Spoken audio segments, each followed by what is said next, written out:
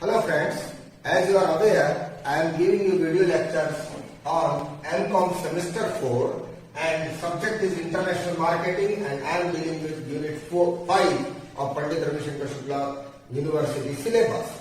And here I will be delivering you lecture on this third topic that will be called video 3, that is export documentation and export procedure.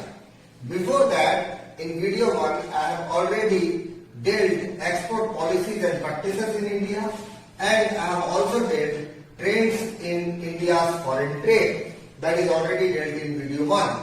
In video 2, I have already given you some guidelines in steps in starting export business. We have dealt with all the steps and then export finances. So that we have already done. Today we will be doing this portion.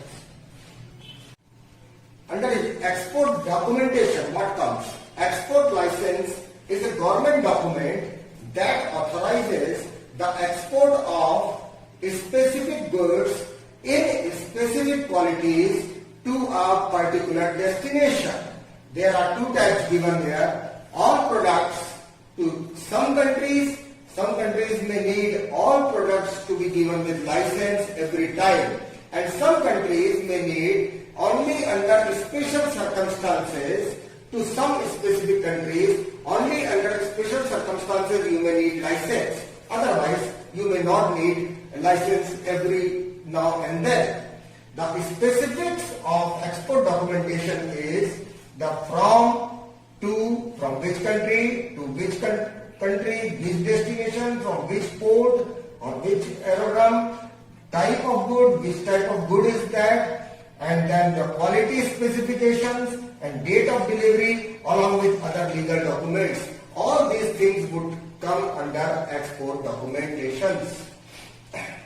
After doing all the formalities, legal formalities only, these export documentations are issued. That is why in other part I had already told you that what are the specific things that are required. That starts from your business, your inception of business, registration, PAN number, then your bank account details, your head office details, branch office details, your permissions for specific export regulations and your permissions, what are the products that you want to export and whether they are within this free type or within this banned type, or it is restricted or banned. So all these things are all we have to see, then only our export documentations are in process, and that is, as I told you, it is a license which government that is needed for authorization of export of a specific good in specific quantities to a particular destination.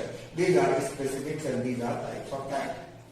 In export documentation, the requirements are like this: quotation documents, pro forma invoice documents, bills of lading documents, packing list documents, and certificate of origin, that is COO, and declaration of origin. So these are the documents that will be needed for the export. So that they will be called export documents, and the requirement for export documents will be these. We have seen export documentation and the 6 types of that. Now we will examine one by one and just define that and try to be explained with that. Quotation documents, that is first one. This is a document sent to a potential customer offering to sell goods and services at certain prices. Naturally, different prices they will give, and then the best one will be chosen by the person. So we will be giving quotations if you want to export. And suppose we have given quotation to 5 customers or 6 potential customers, maybe 1 or 2 may be approved. Then also it is a good ratio. Then the second one is pro forma invoice. Pro forma invoice is a preliminary bill of sale sent to buyer in advance of the delivery of goods. Before delivery, this invoice is given to the potential customer, and then after delivery, naturally challan will be there, and then the pakka invoicing and payment will be there.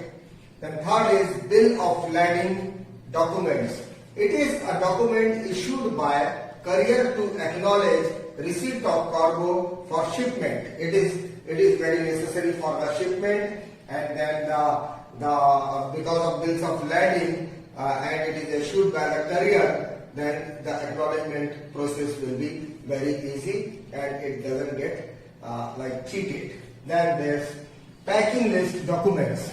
It is a detailed documents that states all of the product and packaging details.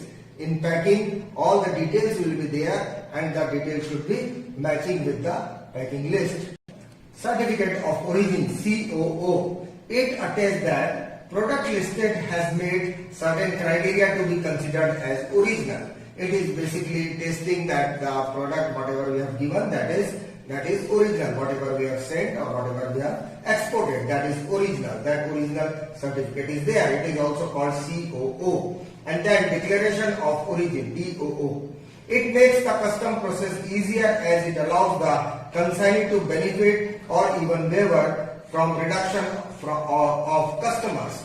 That means that is a certificate that the particular product, the particular bulk is going through this port. So time and again the taxes and other duties and custom duties are not imposed. Not taxes, custom duties are not imposed. And it is a benefit also, and at times waiver is there and at times some relaxation is there as per the prevailing rules and regulations. So that is something about export documentations.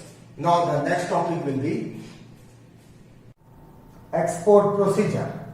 Number 1, receipt of an order. The first procedure is receipt on the order. On the basis of offers sent to the various potential customers, as we are there to export our business, we keep on sending information about our product to various countries, particularly small countries, the countries who are in need of that, and then on the basis of offers sent to various potential customers, if our offers are found suitable on the basis of the factors are the prime factor is price, then quality, delivery time, services, credits, export permission, permissibility, etc. These are various factors. On the basis of that, our order may be, the interest may be shown by the importer. Then the purchaser sends an order to us and it will be the very first step. So that is the first step. And then the second one is obtaining license and quotations. After receiving an order, the second step will be obtaining licenses from concerned authorities. Now when we have got the news that somebody is interested in our product, then we start doing process, getting license, obtaining licenses from the concerned authorities, and then the quotations will be finalized. After that, this quotation is going to be finalized, and then we will move to the third step. The export procedure, the next step is third step, that is letter of credit. It is a letter issued by one bank to another bank, especially one in different countries, where naturally export is done in different countries. So from this country's one bank to the other country's other bank, and which is already established or selected by the exporters and importers, and their aim is to serve as a guarantee for the payments. Banks actually do not give payments, but they take guarantee, and if payment is failed, then bank comes into the action. That is called letter of credit. Letter of credit is a letter from a bank guaranteeing that a buyer's payment to the seller will be received in time, and otherwise bank will be required to cover the full or remaining amount of purchase. So that is a complete guarantee being taken by bank through letter of credit. So that is the next step in the procedure. Then fourth step will be fixing the exchange rate. In this step, currency's value is fixed by a monetary authority against the value of another currency. So there are authorities which run this thing, and on the basis of the value on that particular day, they fix the exchanges. The step will be exchange formalities.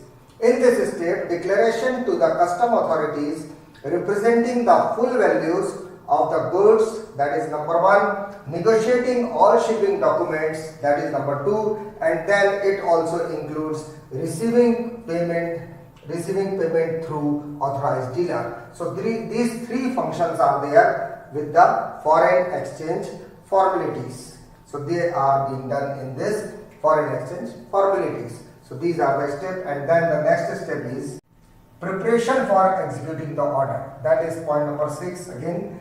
It is a stage towards the completion of a buy or sale order. It is most important. It is the backbone of the procedure, the execution of the order. The execution gets completed when the investor places it all the following details. When investor places all the following details, and the details have to be matched while preparing the execution of order, like importer name, exporter name, your self name, your own company, whether it is sole proprietorship or company or private limited, exporter name, product specification, type of the product, size of the product, quality of the product, number of the products what you are going to send, packing details and all other details even. And then means of delivery, the shipment details, cargo details, every detail should be there. Date of delivery, when it is going to arrive, when it is going to leave from this place, and then bank details, both bank details, importer banks and exporter banks, and payment details, after how many days and what will be the terms and conditions for the payment, and then any other details required. That means execution is the complete backbone, and it is the very key part of the whole procedure. Before that we have started whatever we have done, and after that whatever we are going to do, that is only because of the right execution of the export order. Of the forwarding agent. The forwarding agent will be responsible for obtaining custom permits, completion of shipping bills, payment of export duty completion, and insurance of cargo. So these four functions are being done by forwarding agent, and that is also very important part of the procedure. And then the last final, it was 7th step, and then last final is bill of lading. It is a document issued by a courier to acknowledge receipt of cargo for shipment. There are three types of bills. A is for shipper, B is for consignee, and C is for banker. So this is 8-point export procedure is there. That is the last topic of this unit of international marketing, and then which is useful for your MCOM semester 4 syllabus. Thank you.